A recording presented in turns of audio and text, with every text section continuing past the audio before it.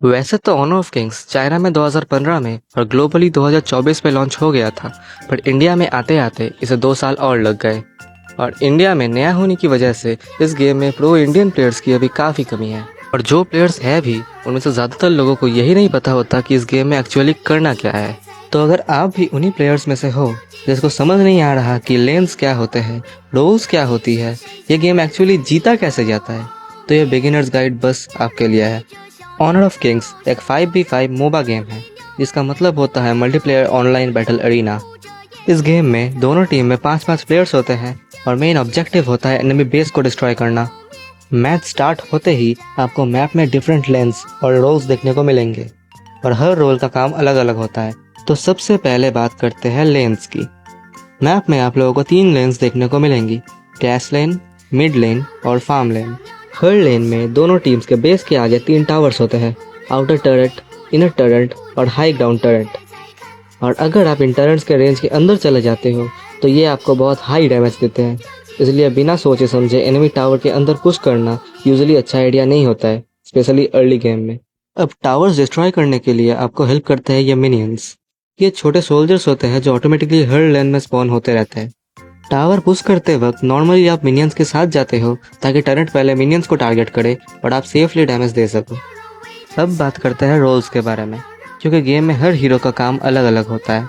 में हमें देखने को मिलते हैं 5 मेन रोल्स: मार्क्समैन, मेज, असैसिन, फाइटर और रोम। मार्क्समैन यूजुअली टीम के मेन डैमेज डीलर्स होते हैं। अर्ली गेम में ये काफ़ी वीक होते हैं, पर लेट गेम में इनका डैमेज बहुत ज़्यादा हो जाता है, लेकिन ये बहुत स्क्विशी भी होते हैं, मतलब इनकी हेल्थ काफ़ी कम होती है। मेजेस मैजिकल डैमेज देते हैं और टीम फाइट में बहुत यूजफुल होता है। इनका स्किल्स यूजुअली एरिया डैमेज और क्राउड कंट्रोल देते हैं, लेकिन ये भी काफ़ी स्क्विशी होता है। एसासिन्स का बर्स्ट डैमेज बहुत हाई होता है। इनका मेन काम होता है एनिमी के स्क्विशी हीरोज को एलिमिनेट करना। एनिमी के डैमेज डीलर्स को एलिमिनेट करके ये उनकी बैकलाइन को पूरा कोलैप्स कर देते हैं। रोमर्स का काम होता है अपनी पूरी टीम को सपोर्ट करना। अगर रोमर टैंक टाइप हीरो है तो उनका काम होता है टीम फाइट्स में फ्रंट लाइन में जाके डैमेज लेना और अपने टीममेट्स को प्रोटेक्ट करना। इनका डैमेज यूजुअली बाकियों से कम होता है, पर प्रॉपर सपोर्ट के बिना टीम फाइट जीतने में बहुत मुश्किल होता है। फाइटर के डैमेज और हेल्थ बैलेंस्ड होते हैं। ये अर्ली और लेट दोनों गेम फेजेस में काफ़ी यूजफुल रहते हैं और प्रॉपर बिल्ड के साथ काफ़ी ड्यूरेबल बन जाते हैं। अब बात करते हैं कि कौन से लेन में कौन सा रोल जाता है। फार्म लेन। इस लेन में मिनियंस को मारने पे एक्स्ट्रा गोल्ड मिलता है, जिससे फार्मिंग फास्ट होती है। इसीलिए ये लेन मोस्टली मार्क्समैन के लिए होती है, ताकि वो जल्दी फार्म बना सके और डैमेज इंक्रीज कर सके। मिड लेन मैप के सेंटर में होता है, इसलिए यहाँ से दूसरे लेन में क्विकली रोटेट किया जा सकता है। इसी वजह से यहाँ मोस्टली मेजेस जाते हैं, ताकि वो फार्मिंग के साथ साथ दूसरी लेन्स में भी हेल्प कर सके। क्लास लेन या EXP लेन।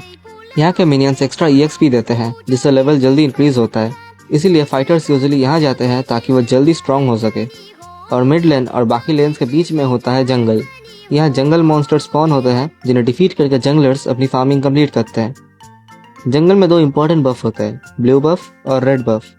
ब्लू बफ लेने से माना रिजनरेशन बढ़ता है और स्किल्स का कूलडाउन कम होता है, इसीलिए यह मोस्टली मेजर्स माना डिपेंडेंट हीरोज के लिए यूजफुल होता है। वही रेड बफ ओवरऑल डैमेज और स्लो इफेक्ट देता है, इसलिए मार्क्समैन और असैसिन्स के लिए काफ़ी इंपॉर्टेंट होता है।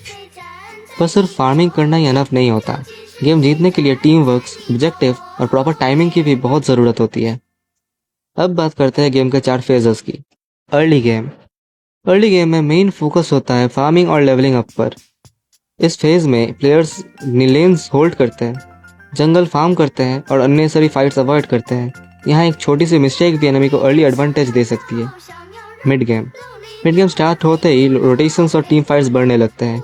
टीम ऑब्जेक्टिव जैसे टायरेंट और टावर्स के लिए फाइट करते हैं। इसी फेज में टीम वर्क और मैप अवेयरनेस बहुत इंपॉर्टेंट हो जाती है। लेट गेम में ऑलमोस्ट सभी हीरोज की इंपॉर्टेंट आइटम्स कंप्लीट हो जाते हैं। अब एक सिंगल टीम फाइट भी पूरा मैच डिसाइड कर सकती है। स्पेशली मार्क्समैन और मेजेस इस टाइम में बहुत डेंजरस हो जाते हैं।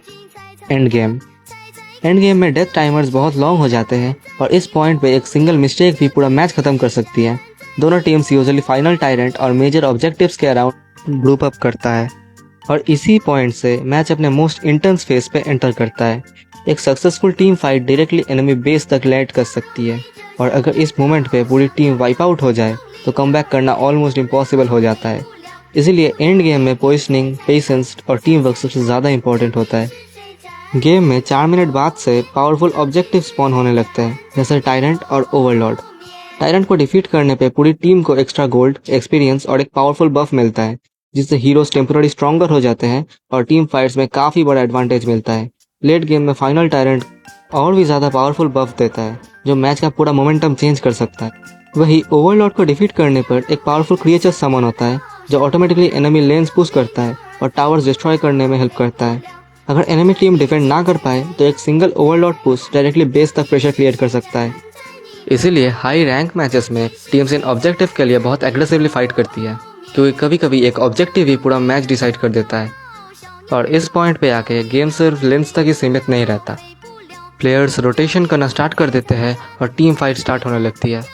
अगर आपकी टीम एक सक्सेसफुल टीम फाइट जीतती है तो उसके बाद टावर्स पुश करना और ऑब्जेक्टिव लेना बहुत ईजी हो जाता है।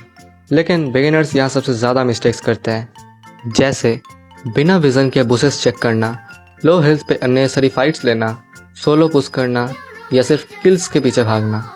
याद रखो, किल्स इंपॉर्टेंट है, पर गेम सिर्फ किल्स से नहीं जीता जाता। अगर एनिमी के 20 किल्स है और आपकी टीम के सिर्फ 10, फिर भी आप गेम जीत सकते हो अगर आपके ऑब्जेक्टिव और टावर पे फोकस करो। और एक इम्पॉर्टेंट चीज़, मैप अवेयरनेस। अगर आप मिनी मैप को कॉन्स्टेंटली चेक करते रहोगे तो आपको एनिमी रोटेशंस और पॉसिबल गैंग्स का आइडिया मिलता रहेगा। इससे आप अननेसेसरी डेथ्स को अवॉइड कर पाओगे और बेटर डिसीजन ले पाओगे।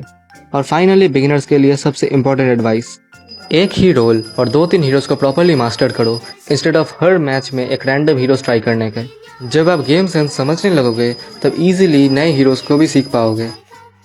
तो होपफुली अभी आप लोगों को समझ आ गया होगा कि ऑनर ऑफ किंग्स एक्चुअली कैसे काम करता है। अगर वीडियो हेल्पफुल लगी हो तो लाइक और सब्सक्राइब ज़रूर करना। और अगर आप चाहते हो कि मैं एडवांस टिप्स, बेस्ट हीरोज़ या रैंक पुश गाइड भी बनाऊं तो कमेंट में ज़रूर बताना। Thanks for watching and I will see you in the next one.